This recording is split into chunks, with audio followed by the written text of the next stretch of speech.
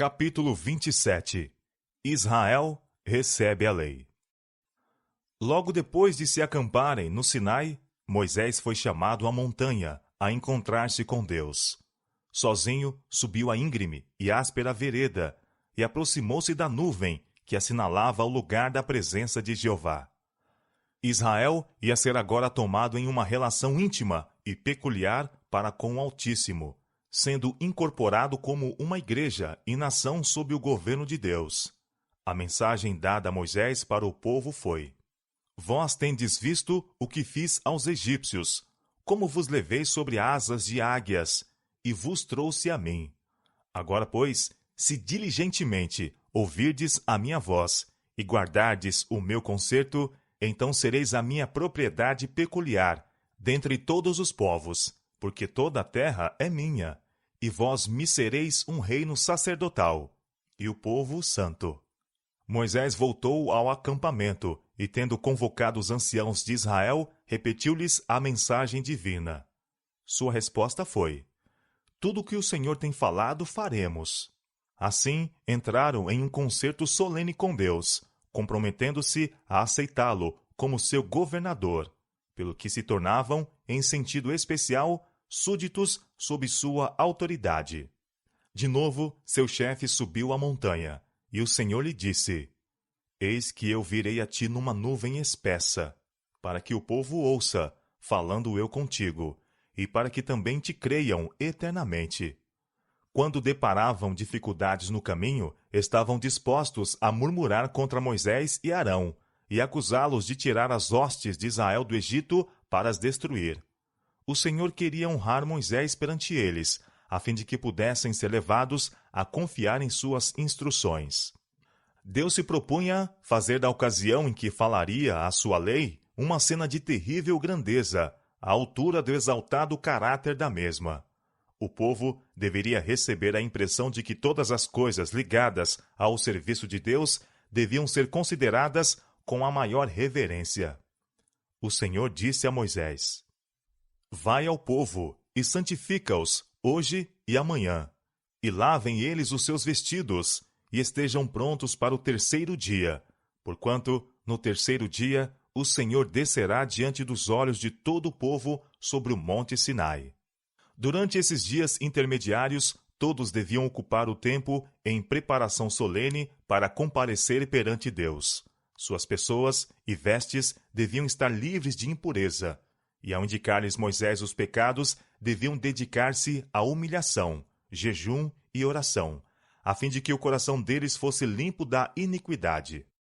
A preparação fora feita, conforme o mandado, e em obediência a outra ordem, determinou Moisés que fosse colocado um obstáculo em redor do monte, para que nem homem nem animal pudesse introduzir-se no recinto sagrado. Se algum se arriscasse a tão somente tocá-lo, o castigo seria a morte instantânea. Na manhã do terceiro dia, volvendo-se os olhares de todo o povo para o monte, o cimo deste estava coberto de uma nuvem densa, que se tornou mais negra e compacta, descendo até que toda a montanha foi envolvida em trevas e terrível mistério. Então se ouviu um som como de trombeta, convocando o povo para encontrar-se com Deus. E Moisés guiou-os ao pé da montanha. Da espessa treva chamejavam vívidos relâmpagos, enquanto os rimbombos do trovão ecoavam e tornavam a ecoar por entre as culminâncias circunvizinhas. E todo o monte de Sinai fumegava, porque o Senhor descera sobre ele em fogo, e o seu fumo subiu como o fumo de um forno, e todo o monte tremia grandemente. A glória do Senhor era como fogo devorador no cume do monte, à vista da multidão congregada. E o sonido da buzina ia crescendo em grande maneira. Tão terríveis eram os sinais da presença de Jeová, que as hostes de Israel tremeram de medo, e caíram prostrados perante o Senhor. Mesmo Moisés exclamou: Estou todo assombrado e tremendo. Hebreus capítulo 12, verso 21. E então cessaram os trovões. Não mais se ouviu a trombeta. A terra ficou calada. Houve um tempo de solene silêncio, e então ouviu-se a voz de Deus. Falando da espessa escuridão que o envolvia, encontrando-se ele sobre o monte, rodeado de um acampamento de anjos, o Senhor deu a conhecer a sua lei. Moisés, descrevendo esta cena, diz: O Senhor veio de Sinai, e lhe subiu de Seir, resplandeceu desde o monte Parã, e veio com 10 milhares de anjos. À sua direita havia para eles o fogo da lei. Na verdade, ama os povos, todos os seus santos estão na tua mão. Postos serão no meio, entre os teus pés, cada um receberá das tuas palavras. Deuteronômio capítulo 32, versos 2 e 3. Jeová revelou-se não somente na terrível majestade de juiz e legislador, mas como um compassivo guarda de seu povo. Eu sou o Senhor teu Deus, que te tirei da terra do Egito, da casa da servidão. Êxodo capítulo 20, verso 2. Aquele a quem já haviam conhecido como seu guia e libertador, que os trouxera do Egito, preparando-lhes caminho através do mar e subvertendo Faraó e seus exércitos, que assim se mostrara superior a todos os deuses do Egito, esse era o que agora falava a sua lei. A lei não fora proferida naquela ocasião exclusivamente para o benefício dos hebreus. Deus os honrou, fazendo deles os guardas e conservadores de sua lei. Mas esta deveria ser considerada como um depósito sagrado para todo o mundo. Os preceitos do Decálogo são adaptados a toda a humanidade e foram dados para a instrução e governo de todos. 10 preceitos breves, compreensivos e dotados de autoridade, abrangem os deveres do homem para com Deus e seus semelhantes, e todos baseados no grande princípio fundamental do amor. Amarás ao Senhor teu Deus de todo o teu coração, e de toda a tua alma, e de todas as tuas forças, e de todo o teu entendimento, e ao teu próximo como a ti mesmo. São Lucas capítulo 10, verso 27, e Deuteronômio capítulo 6, verso 4 e 5, e Levítico capítulo 19, verso 18. Nos 10 mandamentos, estes princípios são apresentados pormenorizadamente e aplicáveis às condições e circunstâncias do homem. Não terás outros deuses diante de mim. Êxodo capítulo 20, versos 3 a 17. Jeová, o ser eterno, existente por si mesmo, incriado, sendo o originador e mantenedor de todas as coisas, é o único que tem direito à reverência e cultos supremos. Proíbe-se ao homem conferir a qualquer outro objeto o primeiro lugar nas suas afeições ou serviço. O que quer que acariciemos que tenda a diminuir nosso amor para com Deus, ou se incompatibilize com o culto a ele devido, disso fazemos um Deus. Não farás para ti imagem de escultura, nem alguma semelhança do que há em cima nos céus, nem embaixo na terra, nem nas águas debaixo da terra, nem te encurvarás a ela, nem a servirás. O segundo mandamento proíbe o culto ao verdadeiro Deus por meio de imagens ou semelhanças. Muitas nações gentílicas pretendiam que suas imagens eram meras figuras ou símbolos pelos quais adoravam a divindade. Mas Deus declarou que tal culto é pecado. A tentativa de representar o Eterno por meio de objetos materiais rebaixaria a concepção do homem acerca de Deus. A mente, desviada da perfeição infinita de Jeová, seria atraída para a criatura em vez de o ser para o Criador, e rebaixando-se suas concepções acerca de Deus, semelhantemente degradar-se-ia o homem. Eu, o Senhor teu Deus, sou Deus zeloso. A íntima e sagrada relação de Deus para com seu povo é representada sob a figura do casamento. Sendo a idolatria o adultério espiritual, é o desprazer de Deus contra a mesma, apropriadamente chamado ciúme. Visito a maldade dos pais nos filhos, até a 3ª e a 4ª geração daqueles que me aborrecem. É inevitável que os filhos sofram as consequências das más ações dos pais, mas não são castigados pela culpa deles, a não ser que participem de seus pecados. Dá-se, entretanto, em geral, o caso de os filhos andarem nas pegadas de seus pais. Por herança e exemplo, os filhos se tornam participantes do pecado do pai. Más tendências, apetites pervertidos e moral vil, assim como enfermidades físicas e degeneração, são transmitidos como um legado de pai a filho, até a 3ª e 4ª geração. Esta terrível verdade devia ter uma força solene para restringir os homens de seguirem uma conduta de pecado. Faço misericórdia em milhares aos que me amam e guardam os meus mandamentos. Proibindo o culto aos falsos deuses, o segundo mandamento envolve a ordem de adorar o verdadeiro Deus. E aos que são fiéis em seu serviço, promete-se a misericórdia, não meramente à terceira e quarta geração, como é ameaçada a ira contra os que o aborrecem, mas a milhares de gerações. Não tomarás o nome do Senhor teu Deus em vão, porque o Senhor não terá por inocente o que tomar o seu nome em vão. Este mandamento não somente proíbe os falsos juramentos e juras comuns, mas veda-nos o uso do nome de Deus de maneira leviana ou descuidada, sem atentar para sua terrível significação.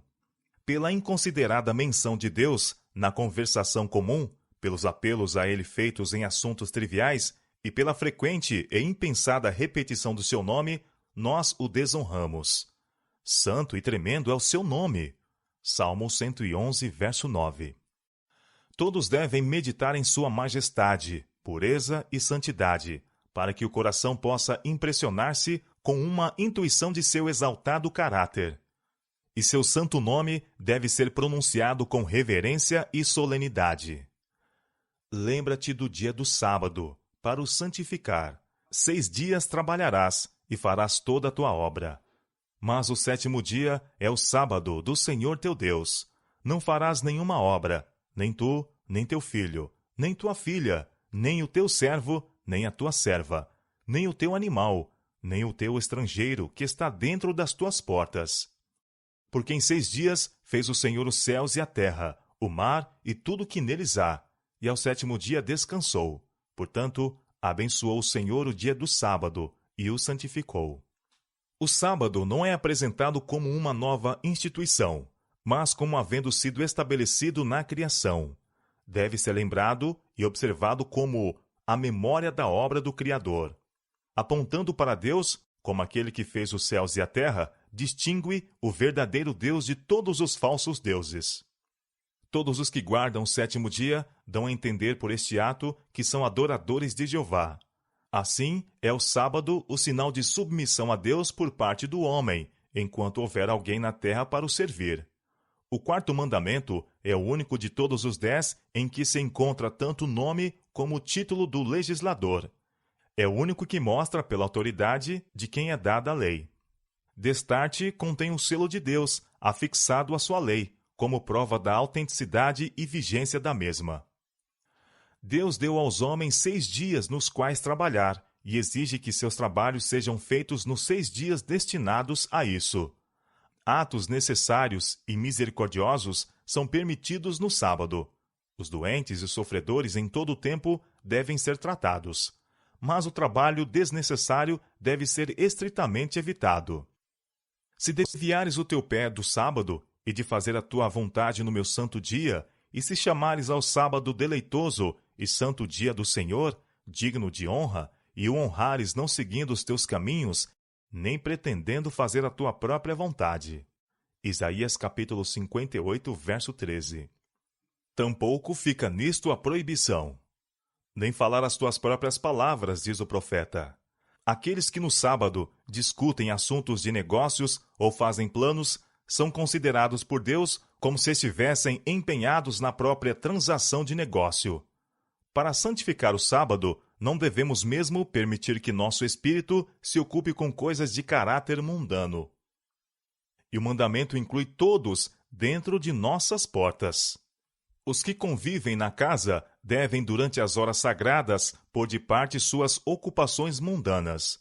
Todos devem unir-se a honrar a Deus por meio de um culto voluntário em seu santo dia.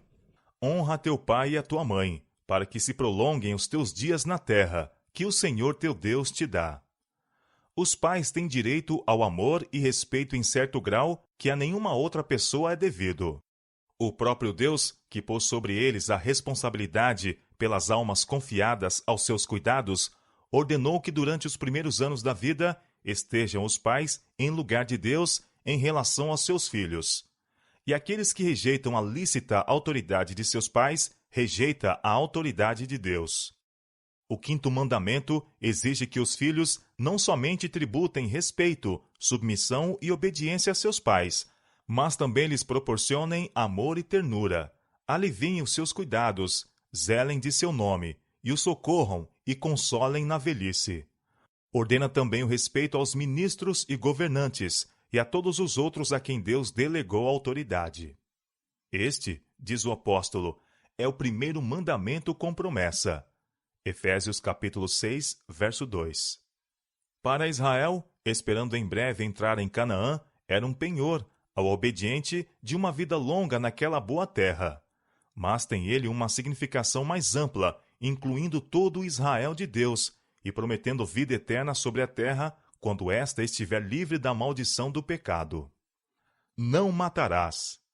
Todos os atos de injustiça que tendem a abreviar a vida, o espírito de ódio e vingança, ou a condescendência de qualquer paixão que leve a atos ofensivos a outrem, ou nos faça mesmo desejares mal, pois que qualquer que aborrece seu irmão é homicida. Uma negligência egoística de cuidar dos necessitados e sofredores, toda condescendência própria ou desnecessária privação, ou trabalho excessivo com a tendência de prejudicar a saúde, todas estas coisas são em maior ou menor grau violação do sexto mandamento. Não adulterarás. Este mandamento proíbe não somente atos de impureza, mas pensamentos e desejos sensuais, ou qualquer prática com a tendência de os excitar. A pureza é exigida não somente na vida exterior, mas nos intuitos e emoções secretos do coração. Cristo, que ensinou os deveres impostos pela lei de Deus, em seu grande alcance, declarou ser o mau pensamento ou olhar tão verdadeiramente pecado como é o ato ilícito. Não furtarás. Tanto pecados públicos como particulares são incluídos nesta proibição. O oitavo mandamento condena o furto de homens e tráfico de escravos, e proíbe a guerra de conquista. Condena o furto e o roubo. Exige estrita integridade nos mínimos detalhes dos negócios da vida. Veda o engano no comércio e requer o pagamento de débitos e salários justos. Declara que toda tentativa de obter-se vantagem pela ignorância, fraqueza ou infelicidade de outrem é registrada como fraude nos livros do céu. Não dirás falso testemunho contra o teu próximo. Aqui se inclui todo falar que seja falso a respeito de qualquer assunto. Toda tentativa ou intuito de enganar nosso próximo. A intenção de enganar é o que constitui a falsidade. Por um relance de olhos, por um movimento da mão, uma expressão do rosto, pode-se dizer falsidade tão eficazmente como por palavras. Todo exagero intencional, toda sugestão ou insinuação calculada a transmitir uma impressão errônea ou desproporcionada, mesmo a declaração de fatos feita de tal maneira que iluda, é falsidade.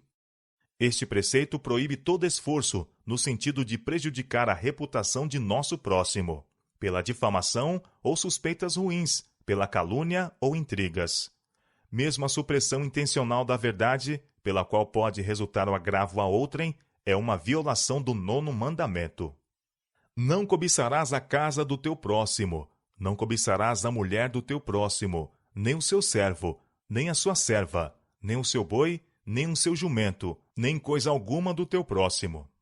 O 10º mandamento fere a própria raiz de todos os pecados, proíbe o desejo egoístico, do qual nasce o ato pecaminoso. Aquele que, em obediência à lei de Deus, se abstém de condescender mesmo com desejo pecaminoso daquilo que pertence a outrem, não será culpado de um ato mau para com seus semelhantes. Tais foram os sagrados preceitos do Decálogo, proferidos entre trovões e chamas, e com maravilhosa manifestação de poder e majestade do grande legislador. Deus acompanhou a proclamação de sua lei com mostras de seu poder e glória, para que seu povo nunca se esquecesse daquela cena e tivesse a impressão de uma profunda veneração pelo autor da lei, o Criador do céu e da terra. Desejava mostrar também a todos os homens a santidade, a importância e a permanência de sua lei. O povo de Israel estava dominado pelo pavor. O terrível poder da fala de Deus Parecia tal que o não poderiam suportar seus trêmulos corações. Pois, ao ser apresentada diante deles a grande regra de justiça de Deus, compenetraram-se, como nunca antes, do caráter ofensivo do pecado e de sua própria culpabilidade à vista de um Deus santo. Recuaram da montanha com medo e espanto. A multidão clamou a Moisés: Fala tu conosco, e ouviremos, e não fale Deus conosco, para que não morramos. Êxodo capítulo 20, versos 19 a 21. O chefe respondeu: Não temais, que Deus veio para provar-vos, e para que o seu temor esteja diante de vós, para que não pequeis. O povo, entretanto, permaneceu à distância, olhando com terror a cena, enquanto Moisés se chegou à escuridão onde Deus estava. A mente do povo, cega e aviltada pela escravidão ao paganismo, não estava preparada para apreciar completamente os princípios de grande alcance dos 10 preceitos de Deus. Para que pudessem os deveres expressos no Decálogo ser entendidos e impostos mais plenamente, deram-se preceitos adicionais, ilustrando os princípios dos 10 mandamentos e dando-lhes aplicação. Estas leis foram chamadas juízos, tanto porque eram organizadas com sabedoria e equidade infinitas, como porque deveriam os magistrados julgar de acordo com elas. Dessemelhantemente aos 10 mandamentos, foram transmitidas particularmente a Moisés, que as devia comunicar ao povo. A primeira dessas leis referia-se aos servos. Nos tempos antigos, os criminosos eram algumas vezes vendidos como escravos pelos juízes. Em alguns casos, os devedores eram vendidos pelos seus credores, e a pobreza levava mesmo pessoas a vender a si ou a seus filhos. Um hebreu, porém, não podia ser vendido como escravo para toda a vida. Seu prazo de serviço limitava-se a 6 anos. No 7º, deveria ser posto em liberdade. O furto de homens, o assassínio premeditado e a rebelião contra a autoridade paterna eram punidos com a morte. Era permitida a manutenção de escravos que não fossem israelitas, de nascimento, mas sua vida e pessoa eram estritamente guardadas. O assassino de um escravo devia ser castigado. Um agravo infligido a um deles pelo seu senhor, ainda que fosse a perda de um dente, dava o direito à liberdade.